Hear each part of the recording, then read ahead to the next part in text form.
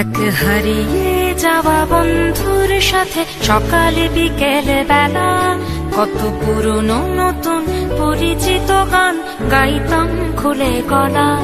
কত এলোমেলো পথ হেঁটেছি দুজন, হাত ছিল না তো হাতে। ছিল যে যার জীবনে দুটো মন, ছিল জড়াজড়ি একসাথে।